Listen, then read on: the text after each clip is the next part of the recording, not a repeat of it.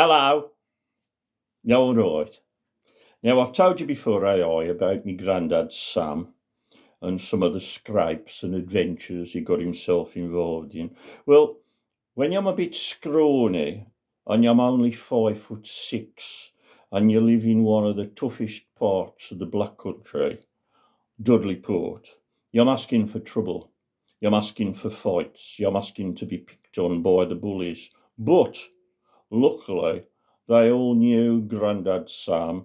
They knew he was a bit of a tough guy. They knew he was a very successful, good boxer.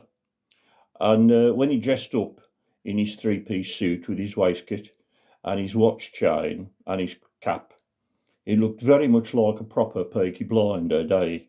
So they tended to leave him alone.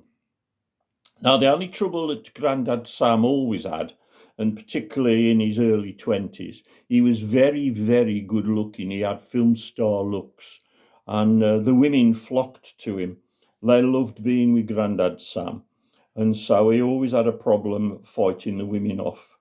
Of course, as well as being very good looking, he was also a boxer, which meant he had a really nice physique, and he fought in the ring, the noble art, and they liked that, and he was very successful. So he earned quite a bit of money on the side. So one night he was out in Wolverhampton. He was at one of the oldest pubs in Wolverhampton, the Great Western. You'll probably know it, Cornhill, Horsley Fields, Wolverhampton. And he just had a very successful boxing match and won a bit of money. So he was in the bar and he was having a pint and a roasted ptarmigan sandwich with assorted pickles, when suddenly a dark shadow cast itself over him, and it was that woman again. "Hello, Sam," she said. "I'm Hattie." And Sam said, "Oh, no, not you again." Sam had moved 4 times in the pub to try and get rid of this woman, but she kept following him round. And she sat next to him again. And he said, "Look, Hattie, I've told you before, I'm married. I know I'm young, but I'm married and I don't mess around. I've got me missus and I don't go after other wenches. So just leave me alone, will you?" And Hattie said, "Oh, but I'm from Wolverhampton. I'm a Wolverhampton wench. Aye, Sammy, Sammy, Sammy. And what I see, what I want, I get. Hello, Sammy." Well, Sammy was normally a gentleman, but he decided he'd got to be cruel in this case. So Grandad Sam turned to Hattie and he said, "Did you say you're from Wolverhampton?" "I am indeed, Sammy," she said, touching his knee, gently stroking. "Oh, Wolverhampton.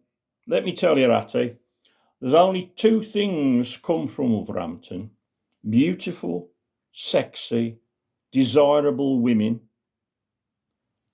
Hattie edged a little closer. "And brilliant, talented footballers." Sam paused, then continued. "And yo, Hattie, yo, well, you look like a goalkeeper to me." Well, she stormed off Daisy in a huff, which, as you know, is a big saloon car which used to be made in Stafford, and that was it. He never saw her again. So he carried on with his ptarmigan sandwich. "Ta-ra a bit. Stay out the Oss Road. Thank you, Mother, for the palings. They was really nice. They was very, very juicy. I'm going to go now. I've got to go and take me 3 teaspoons of syrup of figs to keep me regular, to keep me going. I go every morning at 7:30, which is a bit of a problem. Of course, I don't get out of bed till 8 o'clock. But, oh well, still, that's my business, ain't it? Ta-ra a bit. Take care. And I know I'll see you soon, won't I? Ta-ra!"